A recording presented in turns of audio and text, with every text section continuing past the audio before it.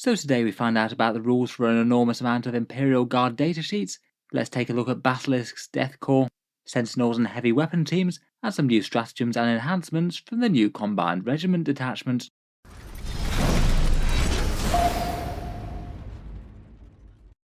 Hello and welcome back to Warspecs Tactics, where today we're talking Imperial Guard, and today we're talking through the massive datasheet drop that Games Workshop did in their Kansas Open Reveal games. It looks like it's around about half the datasheets in the index, plus a few other really nice special rules such as the Death Mask of Alanius and a few other stratagems. Definitely a solid taste of what's to come with the Imperial Guard, though it's not everything quite yet. Over the past couple of days, Games Workshop have been streaming a couple of demo games of 10th edition. The other day they did Demons vs Death Guard, and in this one we've had Eldar vs the glorious Astra Militarum. As with the stream the other day, they've been highlighting a bunch of the units that are featured in the army lists and showing us the datasheets one by one. So a bit of a piecemeal way to get some reveals, but definitely gives us a bit more of a teaser before we actually get to the actual index. I'd say the highlights of the reveals today are a couple of stratagems, an enhancement, and a whole ton of datasheets throughout the codex. It seems they focus a little bit on the artillery in this game. It looks like we've got a lot of them, plus some infantry mainly. A massive thank you to Alapala on the channel's Discord server for helping with this. Really appreciate the assistance with spotting all the info as it pops up.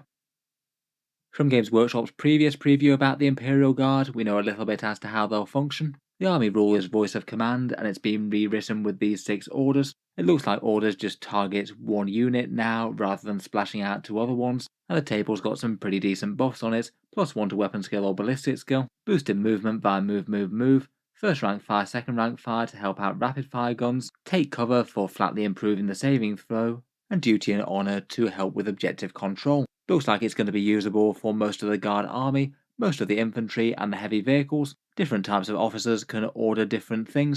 For examples we've seen so far, the platoon commander can order just 1 unit, Lord Solar can order 3, and he can pick literally anything out of the Astra Militarum, including super heavies.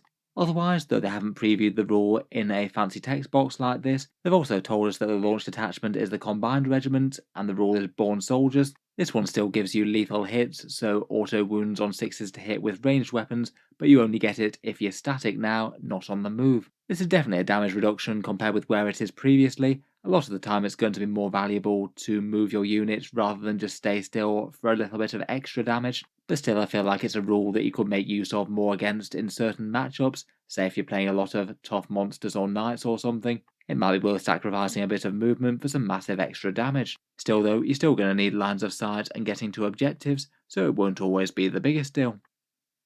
Moving on, we've got a few stratagems. First up, we've got Fields of Fire. This one's a 2 command point shooting phase stratagem, and it feels like the spiritual successor of the Cadian overlapping Fields of Fire.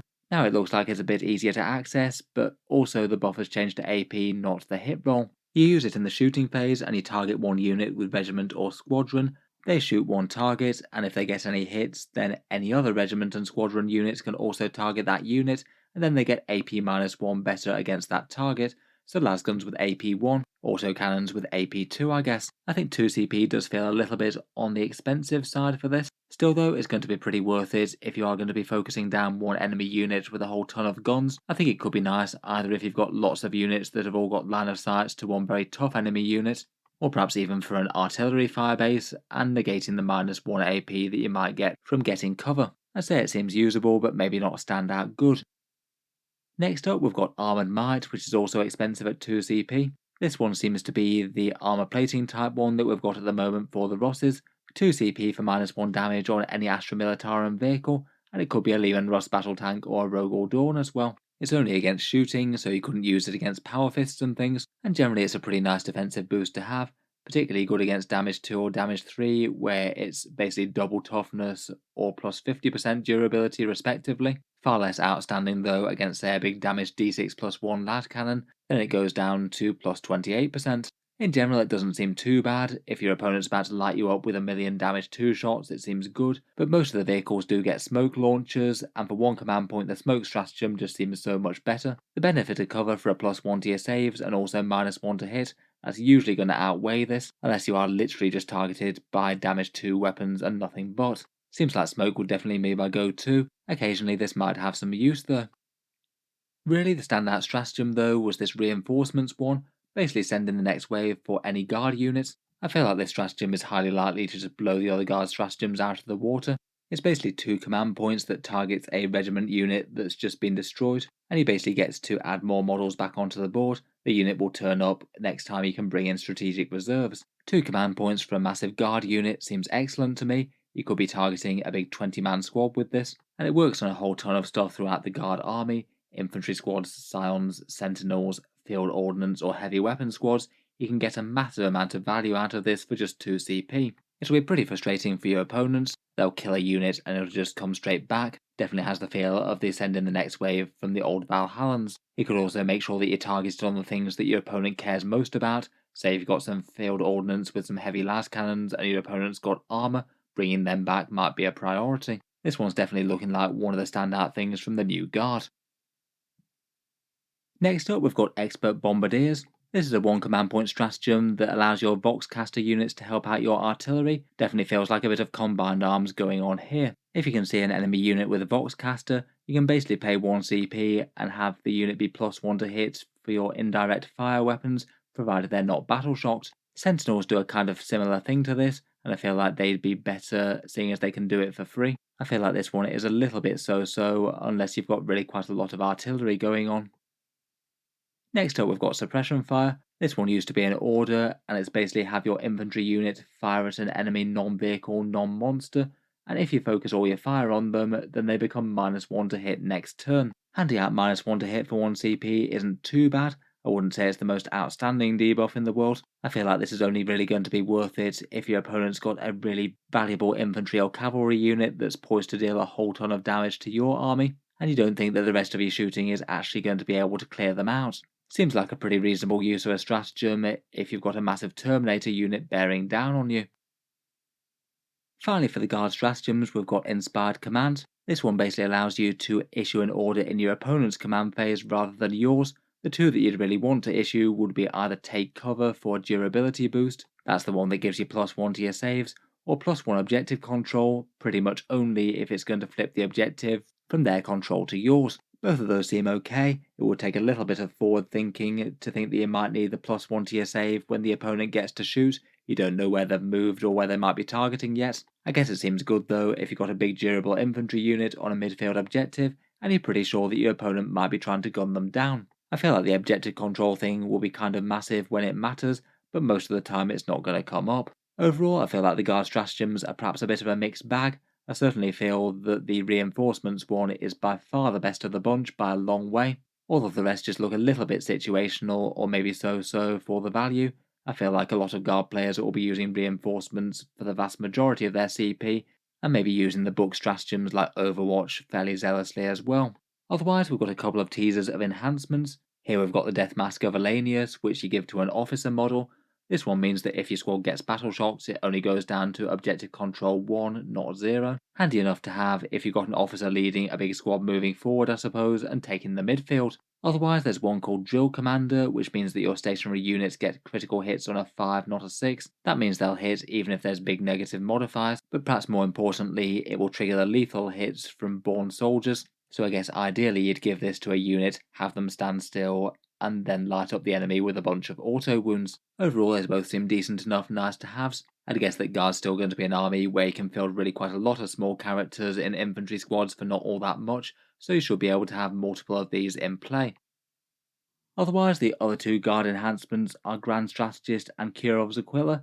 Grand Strategist is just a nice simple +1 order for your model. That seems like a really useful one and very easy to include in my opinion. The only restriction on that is officers, so I guess you'd be able to throw that on a tank commander if it made sense, but even just an officer in the midfield seems like quite a good idea as well. Finally, Kirov's Aquila has been changed again very slightly in the way that it messes around with command points. This one is now one that disrupts your opponent's command points. When your opponents just use a stratagem, then you can use this enhancement. If it does, then until the end of the game, your opponent must pay 1 more command point to use that stratagem again. This seems absolutely massively powerful, as it's not restricted to any stratagem from this rule at least. It sounds like you could just use this on the trusty command point reroll, and I genuinely think that that might be one of the best targets of it. Some armies might well have a stratagem that's worth more than that, but I feel like for big value things like rerolling saves, charges, or damage rolls, it is definitely going to come up. Overall, out of the Guard enhancements, I feel like Grand Strategist and Kyros Aquila are probably the best out of the four. Both of those seem to be pretty much auto-include, seeing as they're free additional upgrades on your non-named characters. I'd be very tempted to throw them in. Next, let's get into some vehicles, and first up we have the Taurox. This one's got a Transport 12 now. Quite a lot of transports have had their capacity expanded to take characters. Heavy weapon squads still take up 2 spaces, and Ogring can be transported and take 3. In 10th edition, dedicated transports have to have a unit start inside them, so you can't fill them empty, but I feel like the Guard transports in particular will really like the new transport rules where they can zoom up and then get a unit out after they've moved. Means that you can do a bit of a power slide, get out to shoot a unit, and then light up the enemy while jumping onto an objective. Seems very nice for things like Cadian or just infantry squads. Otherwise, compared with its previous stats, it's got toughness 8 now, so a bit more durable against plasma. It has lost a tiny bit of movement though, down to 12, and it's picked up that new autocannon profile, hitting at strength 9, AP 1 and damage 3. The special rule for the Taurox is that you can get your units out after it's advanced. Usually that's not allowed for transports, so this thing is really spectacularly fast if you want to focus on speed. Theoretically, you could have this move 18 inches and still jump a squad out of it. It does appear to have the squadron keyword as well, so that looks like it's going to be useful for things like the stratagem and orders. Overall seems nice. Will be interesting to see where things fall on the Chimera versus Taurox conflict in 10th. Next up, we've got some artillery in the Wyvern. This one I found a bit underwhelming in 9th edition in the new Guard Codex, to be honest. It looks like the Storm Shard mortar has got a bit of a side grade from that. It's gained the heavy keyword, so a +1 to hit to counteract the indirect penalty. Twin linked to reroll the wound rolls again. It also ignores cover and has the new version of 10th edition Blast. On the downside though, it used to be AP -1 and now it's AP 0. And previously it was 4d6 shots and now it's only 2d6. The rest have been rolled into that twin linked rule. I think after all that it shakes out to be fairly similar overall really. It can get a bit of an indirect fire buff from the Scout Sentinel, as we'll see in a second, and I feel like particularly when you're taking these harsh penalties for indirect fire, the fire indirect really is quite a big boost and would give you a whole load more damage output if it is actually more useful than just putting a bit of damage on something that you can't see. In general though, the damage output for the Wyvern isn't exactly outstanding, I don't think. One Wyvern without a Sentinel buff or anything does 2 termagants or about 1 wound to Space Marines.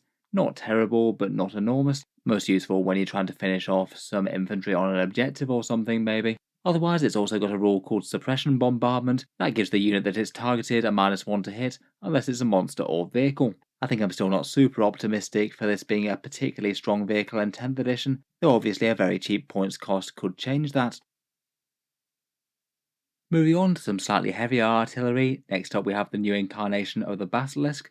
The chassis, like the Wyvern, hasn't really changed all that much, slightly boosted toughness for 10th edition with toughness 9, otherwise relatively similar I think.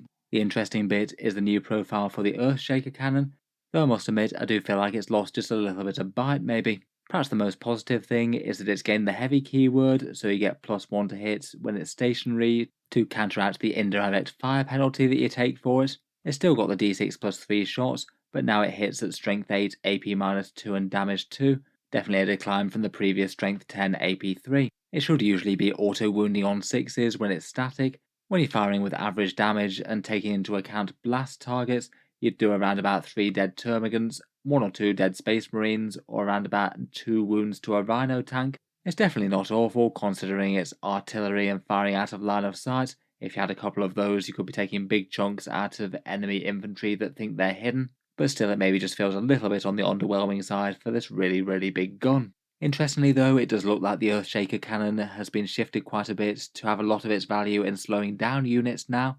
It's acquired a rule called Earthshaker round. This one slows down enemy units for a -2 to move, advance and charge. That does seem to be a rule that's at least fairly common throughout 10th. Again, just a little bit dependent on something that's worthwhile slowing for this. Your opponent basically needs to have some valuable infantry that they want to be getting towards the foe. Again, things like big units of Terminators might be a decent idea. You could make some Blight Lord Terminators very sad with their base movement of 4. Overall looks like slightly weaker damage output, but should still take a small chunk out of something. Slowing down units does seem quite powerful though. Feels like a unit where one of them might be an interesting option as a bit of a utility tool. Next up, and often working in tandem with artillery these days it would seem, is the Scout Sentinel. The Astra Militarum Chicken Walker has gained +1 toughness to toughness 7, and also a 3+ save on the Scout version rather than a 4. I guess that means the armoured one's going to 2+. It's lost a tiny bit of movement, going from 12 down to 10, but is still fairly fast by guard standards. And as before, they seem to be occupying a weird mid-ground between infantry and vehicle, both having regiment and squadron keywords. Regiment is the one that you need to respawn them with reinforcements, so potentially if you have a Sentinel squadron, you can be getting them back on the board later in the game. They've also got the smoke keyword as well, so you can use that stratagem on them if you just want more durability against shooting. Otherwise, for major changes, they've swapped their infiltrate rule for scout. They've got a 9-inch pre-game move. The heavy weapons are all fairly standard for the new Warhammer 40k, a slight boost on strength on the missile launcher.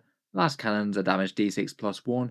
Auto cannons get the new profile at strength 9, AP 1 and damage 3, and it looks like the Militarum multi-lasers lost a pip of AP, just flat 4 shots at strength 6, damage 1 now. Looks like one of the advantages of running Sentinels is that they help out artillery a bit.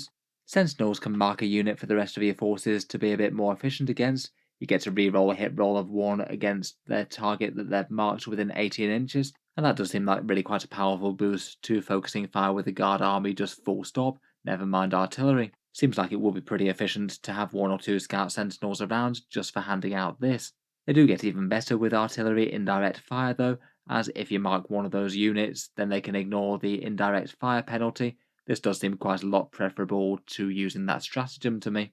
Definitely seems nice to be able to do it for free. Overall, I feel like with those buffing rules, looks like Scout Sentinels will be quite a competitive option unless they're very highly priced. Again, probably not one that you want to spam massively the same as now, but being able to focus down a couple of units with the rerolls seems like it adds a lot of value, plus the bit of screening that they do. Next up, we've got another variant on the infantry squad in the Death Corps of Krieg. We saw the preview for the Cadian shock troops on Warhammer Community a while back. It looks like the Death Corps of Krieg are working in basically the same way, interestingly either running in a 10-man squad, or alternatively a big 20-man squad that gets 2 sergeants. It does look like they've got some positives and negatives versus the Cadians. The metapack does look like a pretty nice way of regenerating models in the unit. You get to heal D3 destroyed models each command phase. Pretty helpful, as that should happen before objective scoring, so you might be able to get more bodies on a point. The Voxcaster, as with other infantry, gives you the chance to refund a command point on a 5+, and it looks like their main special rule is their Grim Demeanor, a +1 to the hit roll if the unit has taken any casualties, and a +1 to the wound roll if they're below half strength. Usually with those kind of rules, I'm a bit underwhelmed by them. Often you want to be running squads in small numbers, but I feel like running a big 20-man squad of Death Corps of Krieg seems pretty reasonable to me. You've got a good chance of regenerating some models if the opponent can't wipe their squad, and also if they kill a fair bunch of them but don't wipe out all of them, then you get some damage buffs as well. Beyond that, they can't even win if they do wipe out the entire unit. That just gives you really quite a big meaty unit to regenerate with reinforcements. Otherwise, nothing really too surprising in the rest of their datasheet. All the standard special weapons and lasguns and things. Maybe the most interesting thing I think is the sniper rifle, a single shot with a precision keyword, hitting on a 4+ at strength 4, AP 2 and damage 2. Quite a fearsome profile that, seems to have at least a reasonable chance of sniping out an intercessor, or putting some wounds on a Space Marine character perhaps. Overall, I do think that they look like a pretty solid datasheet. Next up, we've got heavy weapon teams. Everyone's favourite 2 guardsmen with a big gun are still ridiculously easy to kill. A 5+ save, toughness 3 and 2 wounds. Looks like we're still waiting for the day when these guys learn how to use their sandbags properly. Looks like with the guard heavy weapons they mainly hit on a 5+, but with the heavy keywords, so if they're stationary they're back up to 4s again, pretty much the same as now. Most of the weapon profiles are fairly standard that we've seen before. Mortars do seem to retain their strength of 5 though, which is kind of nice for that bit of indirect fire. I guess with the 10th edition blast rules they could be upping their damage output at least a little bit, though I guess they will be missing the old version of take aim with the extra AP to counteract the barrage penalty. Otherwise I think it's kind of interesting that they've got a weapon called Las Small Arms, a single pistol shot out to 18 inches, kind of halfway between a las gun and a pistol. The special rule for the heavy weapon squad is called Covering Fire.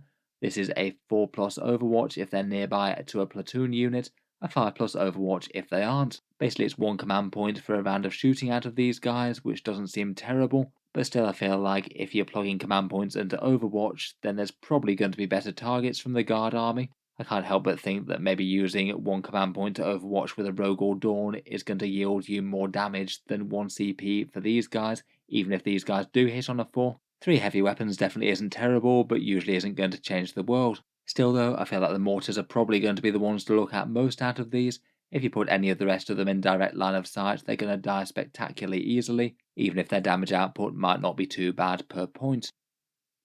Moving on, we've got the Ratlings snipers. These guys still come in units of 5. They've still got the infiltrators rule to allow them to set up in the mid-board, and they have stealth as well for a -1 to hit at range. Even so, if the enemy can shoot them, they're going to be ridiculously easy to kill. They're only toughness 2 with a 6+ save. The sniper rifle gets the same profile as the one on the Deathcore squad. These guys hit on 3+ innately though, so if they stay stationary, then they hit on 2s, and their damage output really isn't too bad at sniping characters out of units. They average around about 3 wounds to a Space Marine character with average rolls, maybe a tiny bit less if they're not remaining stationary. I feel like a squad or 2 of these could definitely pose a threat to characters. In general, I suspect that the play with these guys will remain fairly similar. Put them on a midfield objective and move, shoot, move out to plink off some sniper shots at some good targets, all the while remaining hidden so the enemy doesn't just effortlessly remove them with a little bit of small arms fire. I feel like there's a decent chance they'll still remain useful. A nice cheap unit to put in the midfield that can do some move shoot move shenanigans.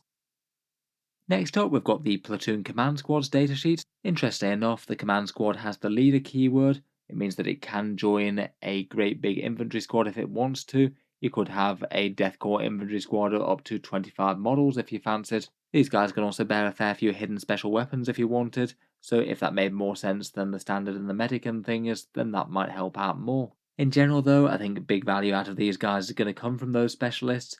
The medic gives the unit a 6+ feel no pain, so on a big ranked up unit that seems rather good to me. The Master Box allows you to broadcast an order all the way to 24 inches, and it doesn't look like there's any stipulation that the unit receiving has to have a Voxcaster in it. So it looks like you could throw this back to heavy weapon teams even though you didn't have a Voxcaster in their unit officially. The standard then gives a +1 objective control to the bearer's unit, and that could make guard infantry into really quite good objective controlling forces. That'd be objective control 3 for each individual guardsman, and you tend to run with quite a lot. Looks like the officer can order just 1 regiment unit, so I guess that'd be sentinels or infantry for the most part. Looks like things like heavy weapons count as regiments, but Ratlings don't. I guess if you wanted more orders, you could potentially use that Grand Strategist one on them. Finally, their special rule helps mitigate battle shock a little bit.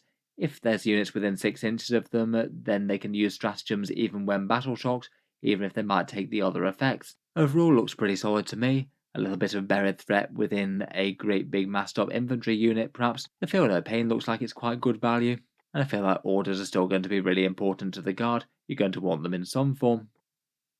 Talking of orders though, it does still look like none really do better than the Lord Solar. His new datasheet's got the leader keyword, and he can lead Rough Riders, or the standard infantry squad type variants, plus Cadian but seemingly not Militarum Tempestus Scions. Probably for the best that he's not just locked to running with the horses.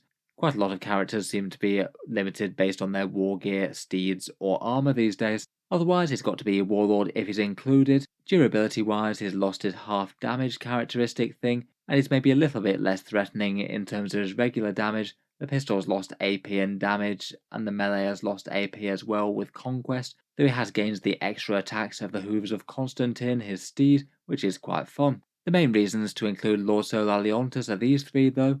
3 orders to any Astra Militarum units that he can get his hands on. That means that you could be giving +1 to hits to Ogrin, Baneblades, other officers, or even guard aircraft I suppose. It's all good. Means that he'll still have the opportunity for unusual combos, say giving a +1 to hits to Bulgarin in melee for example, or giving a +1 to hit for super heavies when they're shooting. Otherwise, he's gained the rule that allows you to redeploy units at the start of the game, redeploy 3 guard units and put them in strategic reserve if you want to.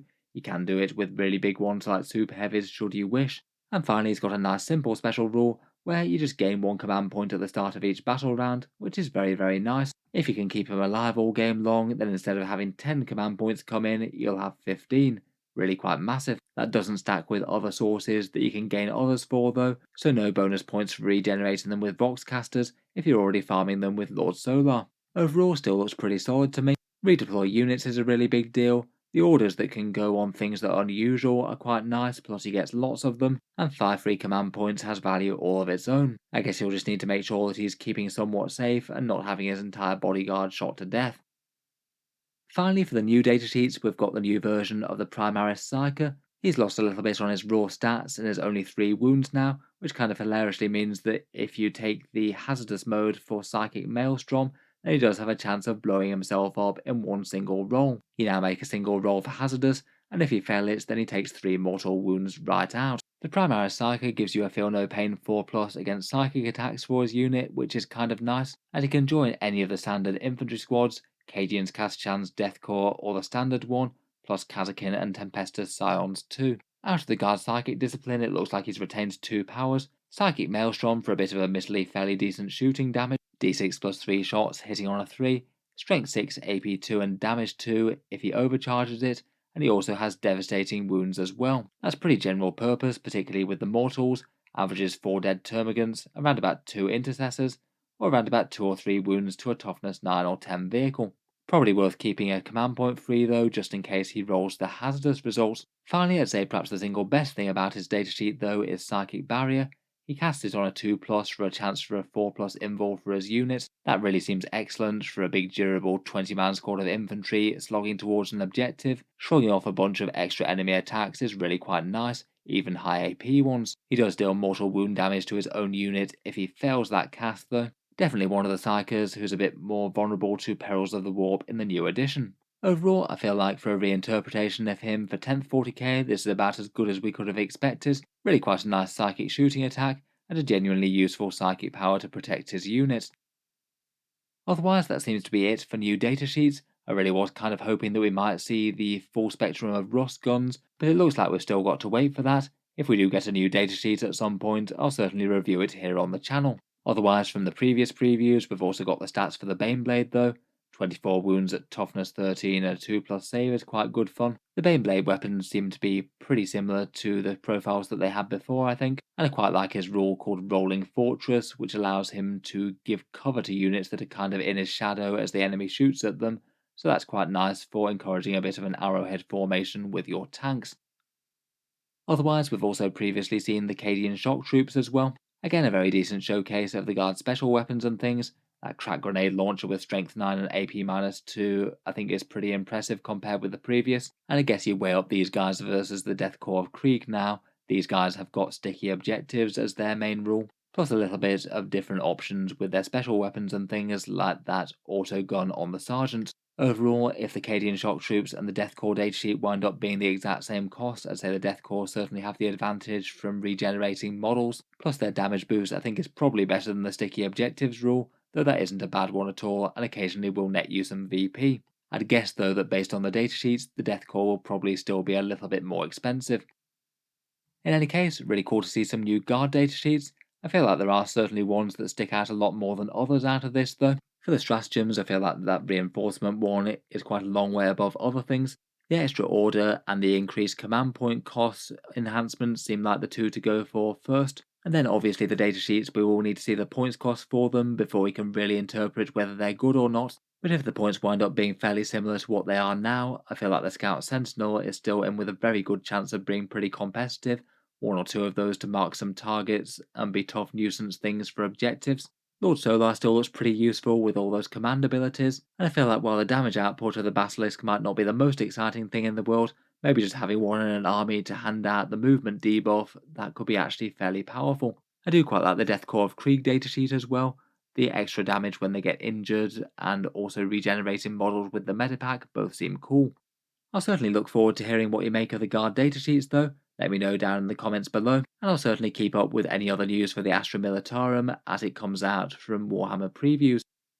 If you've enjoyed the video, then feel free to subscribe to Auspex Tactics, or I'll certainly keep the regular 40k videos coming. I do tend to post new ones just about every day.